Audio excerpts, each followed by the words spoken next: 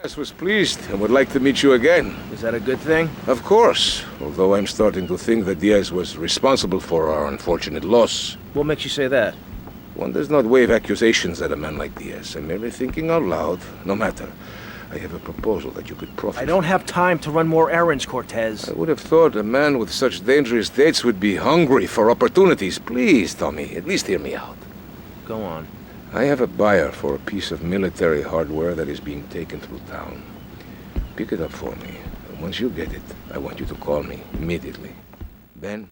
So it would appear that there's more to that conversation than what was shown, and I don't know why Rockstar does that in this game in particular, but on occasion you'll have a cutscene that begins in the middle of somebody's sentence as they are speaking, and or ends while someone is speaking, but the cutscene fades to black anyways, and that's not exactly a big deal or anything, because you always get all of the important bits of information presented to you that's needed for plot advancement, and also so Tommy knows what he's going to do for that mission that you want to point to that has that situation. And in this case, we have Tommy and Cortez speaking with one another, and Cortez mentions that he has his own suspicions of Diaz, but he's just thinking out loud, of course, but that still kind of reinforces Tommy's own opinions towards Diaz, because Cortez is kind of someone you can trust.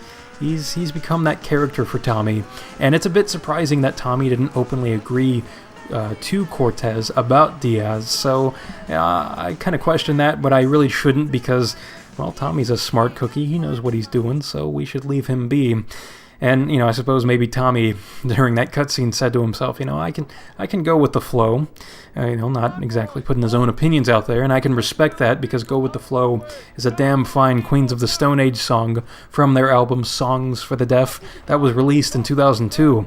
Now, speaking of things released in 2002, we have Vice City here, in which we're stealing this piece of military hardware, as Cortez referred to it as, which is really just a tank. And man, it's just such a fun thing to use as you just blow up vehicles that you come into contact with.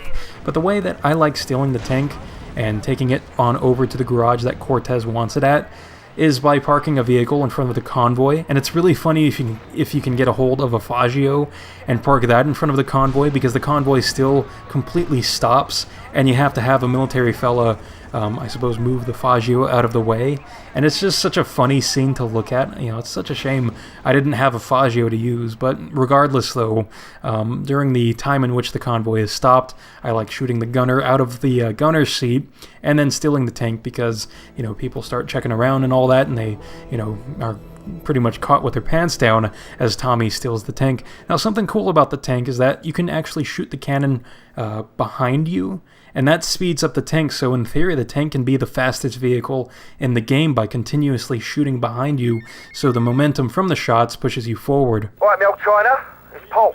I might have a little result for you, but I need to speak to you in person. I'm enjoying a little R&R at the Club Malibu.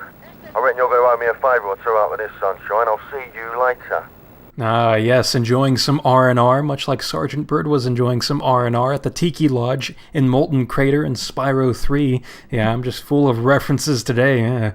Anyways, though, we'll be seeing Kent Paul in the next part by doing his mission Death Row. So, until then, I'll see you next time.